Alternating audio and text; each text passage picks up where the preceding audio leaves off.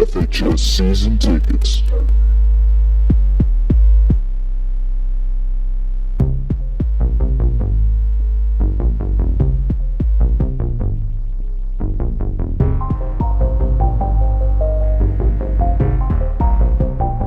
Welcome into another episode of FHS Season Tickets. I'm Michael. And I'm Nick. And today we're going to be continuing our college football preview. This time we're going to be doing the SEC, the conference that I pay attention to the most. It's fanboy over here. Yeah, I am a Vandy fanboy, so we're going to jump right into our conference predictions, starting off with the SEC East. It's a basketball jersey, Mike. I mean, it's Where's still your football Vandy jersey? It's being saved Get for your clout Saturday. up, I wasn't Mike. going to wear it 2 times in 1 week, so I'm just going to save it for Saturday. And then we're going to go into SEC East, and SEC East champion, the Vanderbilt Commodores, with Kyle Shermer and Derek Mandel. I'm just kidding. I'm actually going to go with Georgia to win the SEC East with Jacob Eason, Nick Chubb, also Kirby Smart's second year. I think he's going to take a major step up along with Jacob Eason, and overall Bulldogs defense is really solid. I feel like they are definitely the clear favorites to win the SEC East. Second, I'm going to go with Florida, who I'm higher on the most, even though we really don't know who they're going to start at quarterback. It's looking like it's going to be Felipe Franks. I do believe he's a freshman, so that'll be interesting to see. 8 suspended players. He Wait, was Malik Zaire. What? Malik Zaire. I'm gonna hold my. I thought that he should have started. I'm gonna hold my judgment. But I thought He Malik almost Zaire- beat Deshaun Kaiser. I know, so I'm like amazed that he's third string. They have another guy. Well, above it's hard to Zaire, learn a too. system, but I'll let you go. So it's looking like Florida's going to go with Felipe Franks. This is a team I'm high on. You mentioned the 8 suspended players. That's going to be in a game against Michigan. But I still think they have a really good chance to win, even though they do have 8 players suspended. And even if they lose the game against Michigan, it's not going to matter for our conference standings rankings. So I'm going to go with Florida at number 2. Then number 3, I'm going to take a bit of a surprise, and I'm going to go with Kentucky. I believe that they've been building a nice program with Mark Stoops. You've been roasting them so hard on the show before, I mean, and yeah, now you're because saying it's a nice program. they do have a nice program. Like, compared to what they used to be, I believe they're building something. In Tennessee, I have no faith in them. And My man Butch Jones. South Carolina, I don't think their defense is good enough. And then Vandy, we have no seniors on the offensive line, so I think that's a major concern. And then Missouri, they're not going to finish top 3 in the SEC. You can write that down. But I'm going to go with Kentucky to finish 3rd. They got a good core of players returning, so I think that Mark Stoops is finally going to have a nice winter. I think they go like 7-5, maybe sneak in 8-4. And then 4th place, I'm going to go with Tennessee, but I wouldn't be surprised if they're like tied with South Carolina. And then I just really think that Tennessee lost like so many pieces on offense and defense, especially Joshua Dobbs. He's been a starter for I do believe 3 years for Tennessee, so replacing him is going to be a huge concern for them. Nick, I'm sure you have Vandy last, but we're only doing top 4. Well, yeah, Vandy would be near the bottom of my list for sure. You know, as always, I have them 6th. You could so. pretty much repeat like all my rankings every year, and then just have the same bottom. Vanderbilt always down there. Yeah, you're right. But this year, Georgia looking like they're gonna do really well. Like you mentioned, they have the stars this year on the offensive side. So Jacob Eason, I think he's gonna take a step forward. I think that Nick Chubb, I'm praying for a bounce back season for him. Wow, that Hope he man's stays healthy. been marred with injuries. I don't know what it is about Georgia running backs, but they seem to get injured all the time. With Todd Gurley being injured, Sony Michelle, I think, being injured. So I want Nick Chubb to have a bounce back season. I think he will. And then and Kirby Smart. Hopefully that he gets their defensive rolling. That'll be pretty. That will make that team pretty dominant with dual sides of the ball working well. I'm thinking Florida, like you said, will be second. There's really no debate there because the bottom of this side of the conference is pretty bad, and like the middle of it is too. I think it's a big drop off. Yeah, it's a really big drop off. So Jacob, I hope Malik Zaire gets a chance. He put up big numbers in the beginning of 2015, I believe, season. Mm-hmm. The 2015 season for Notre Dame. He looked the part too, and he challenged Deshaun Kaiser, who is now in the NFL, doing great things for the Browns, at least in the preseason. So he obviously has the talent. I think he should definitely get the chance. Maybe it's a system thing, maybe not, but I think he could be really well. I mean, Florida quarterbacks never really do well, so maybe that's maybe that's all on them. That's been the problem for Jim McElwain. Even though he's been to 2 straight SEC title games, he's never had a consistent quarterback. But Nick, I'll let you continue your top 4. Yeah, I think, and then I'm thinking that I have to go with Kentucky because, like you said, the bottom, the mid. Like I've been higher on Kentucky than most, or than at least Mike, who has been down on their program for a while. But there's really not much else. Mike Stoops is a competent coach, unlike some of the other coaches in this conference. What's it called?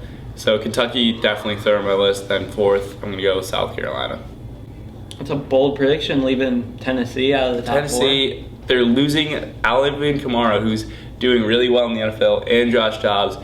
Both carried their team last year to a pretty bad record. And their other but their running back talent transferred out. Exactly, so they're going to take a drop off for sure. And they lost a lot of players on defense. Derek Barnett, Jalen Maven. They're not going to do They well had this a lot of talent last year, and they still lost to Vandy. Yeah.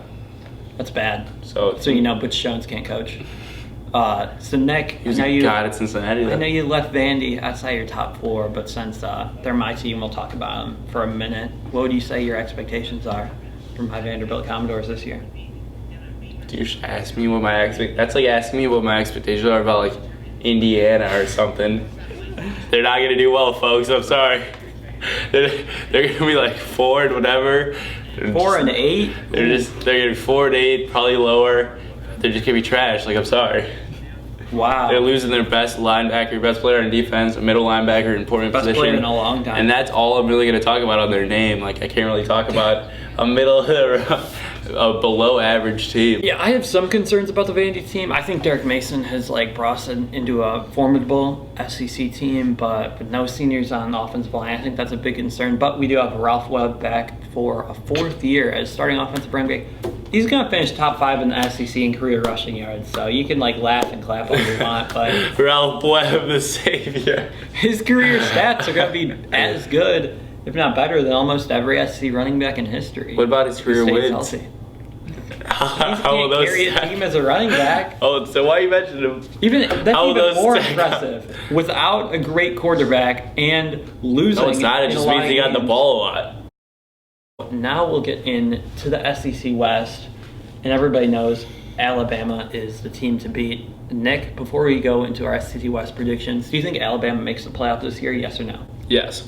You do? I'm gonna make a bit of a bold prediction. I don't think Alabama makes the college football playoff this year. They're a top 4 team in the country. They're a top 4 team in the country, but I think that this year they're going to have a bit of a drop-off. I could see them losing that game to Florida State and also maybe losing one more game throughout the season.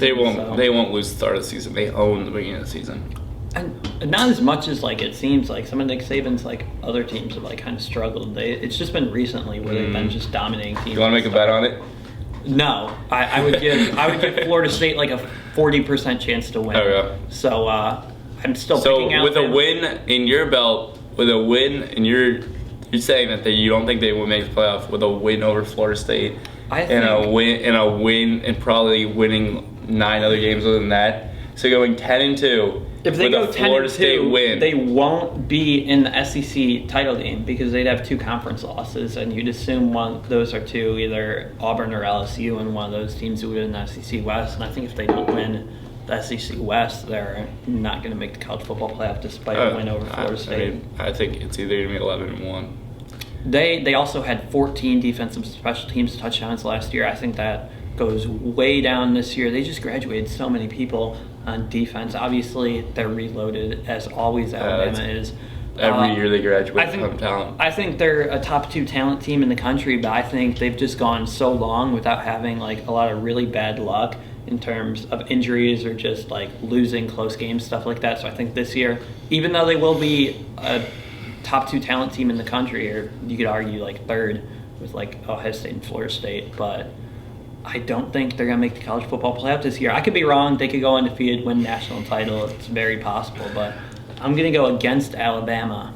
I think Alabama, Nick Saban especially, does a good job of taking talent out of the equation when you think about, or luck out of the equation when you look at Alabama. So I don't think that's bad luck's gonna have any play in it, and they reload like no one else. They have the top recruiting class in the nation every year. So, and Nick Saban will get the defense up. And then you really only have to worry about the offense. And then looking at the offense from last year, it's going to be better. So I think there's really no debate, honestly. I think that Alabama does make the playoffs again easily. All right, that's a fair opinion. I'm actually going to we'll start off our SEC West predictions. I'm going to predict Alabama to win the SEC West because I'm not confident on one specific team unseating them, but I'm not as sold on Alabama as I have been in the past. I think Auburn's going to be much improved. I think they're going to finish second in the conference. I think Jarrett Stidham has a huge year, the transfer from Baylor. I really wanted Vandy to go after him, but he never seemed interested in us. He didn't want Ralph Webb, the top 5 SC in history, in the backfield. I don't know what he's doing. He's got Cameron Petaway at Auburn with him, and that's just not comparable to my boy Ralph Webb. But going on with past that, I think LSU is going to be third, and then Texas A&M fourth. I think a lot of people are sleeping on Texas A&M this year. I've seen some people have them as low as sixth in the SEC West, which I think is really surprising. I think that Kevin Sullivan has built a really solid program at Texas A&M. They always have solid recruiting, great facilities, and with their move to the SEC, I think it's been really solid for them. So I think that Texas A&M does have a really nice season. They obviously typically have started off really strong and then fade towards the end. I'm not sure if they fade as much this season, so I'm going to take the Aggies to finish fourth in the SEC, and I would not be surprised if they beat one or two of the LSU, Auburn, and Alabama. Yeah, I'm going to go the same order. Obviously, Alabama 1, LSU 2 for the same. Oh, you're going to go LSU 2? Because I went Auburn 2. Oh, okay. Yeah, I'm thinking LSU's 2. Just think that they have the talent to do it, and I'm so worried about their quarterback play. That's just a major concern for me. Auburn 3. Like he said, Jarrett Stidham's going to really help that roster, in my opinion. Still needs to get used to it. I was high on Auburn last year. Really, yeah. I was and look what happened to that. Well, they were a really solid team. Because I think they started off 1-2 or something, and then after the LSU game, I was like, this team's gonna be really good, and they rolled off a bunch of wins. Then they obviously had 6 injuries to starters, and they lost to Georgia and Alabama. But I would still say that they had a really solid season compared to preseason expectations. But go on, Nick. Thanks, Mike. So Texas A&M, Johnny Manziel's making the comeback. He's coming out of the party life. He's gonna play. Quarterback coach. Graduate transfer. Nope, he's coming. He's coming back. Money man Manziel's coming through. Gonna win the Heisman, and Texas A&M is gonna be on top of the college football world, fourth. In the SEC. So you're going to be on top of the college football world, but fourth in the SEC? That's right. It shows how dominant the SEC is. But a question that a lot of people have been talking about, who is the second best coach in the SEC? I know we already did discuss this on our college coaches ranking show. Sure. But has anything changed for you? Who would you say is the second best coach in the SEC right now? Nothing's changed. You got to go watch that video to see what I said. All right, well, that is some great selling of our past video that we made. It was like an hour and 30 minutes of quality content about college football. We discussed their record at their current job, biggest wins, also recruiting, stuff like that. So that's definitely a video that you guys are going to want to check out, because that's my question I've heard a lot of college football analysts talking about.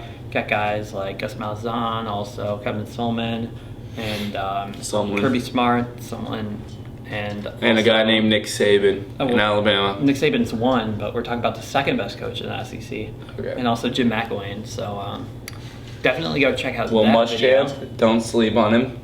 Yeah, after his fantastic tenure at Florida. But now we're going to do just like we did with the Big Ten, the 3 best players in the conference. Nick, do you want to go first? Because I think this is a really interesting debate in the SEC. I feel like there's a lot of star power compared to other conferences. Yeah, there is a lot of star power, and I'm actually going to go for some sleepers here first, though. Number 1, I think it has to be running back. That's my theory on it. And I think the best running back in the conference is Darius Geis. I think he's going to have a huge year. He's going to surprise a lot of people that don't know his name quite yet. And I think he's just going to be a monster, absolute monster from LSU, come out of nowhere. Second, I'm going Jalen Hurts. I think he's going to have a huge year, just with Alabama name on his back, and he's just going to look great for that team. Great offensive line, a lot of weapons. and I think he might be in Heisman contention. And then third, I'm going to go with actually defense. I'm going to go defense, and I'm going to go a quarterback. No. It's so tight, like with all the players. Yeah, like, it's you just, go with. On defense, I really want to see a defensive player. You want to say Fitzpatrick or Arden Key, but like, I'm thinking, yeah. You're also that's also leaving out Bo Scarborough or Nick Chubb. I think I'm just going to leave defense out of the equation because a lot of that is team effort. So I think I'm going to go Bo Scarborough for Alabama to round out my top three. I'm gonna take Darius Geis number one. Then I'm gonna go with Bo Scarborough number two, and then Jalen Hurts at number three. So we do have the same top three, a little bit different order. I do agree with you on Geis. I'm a little bit lower on him than you are, even though he had a fantastic season last year, rushing for more yards per carry than Leonard Fournette did. He's going to be a huge part of their offense this year. We saw what he can do when Fournette was hurt, and even when they were splitting time, he was putting up some crazy numbers. But you mentioned Jalen Hurts, SEC Freshman of the Year last year. He was in the running for SEC Player of the Year last year on the offensive side of the ball. So I think he's going to have another really solid season. I've seen him get like a lot of disrespect in terms of SEC quarterbacks. People having variety different names above him, which is kind of bizarre to me. But I'm going to go with him as my third best player, and then obviously Bo Scarborough. He's going to be the lead back at Alabama. I'm not sure his individual stats are going to be as high as maybe a guy like Nick Chubb, just because Alabama is going to plug in like 2, 3, 4 running backs each game and get them at least like 4 to 5 carries because they are just so loaded at the running back position. But Nick, any final shots before we wrap up the SC preview? No, I think we can end it there. All right, that will wrap it up for the SC preview. Hope you guys enjoyed. If you did, make sure to leave a like and also subscribe. We're going to be doing the other 3 Power 5 conferences coming up soon.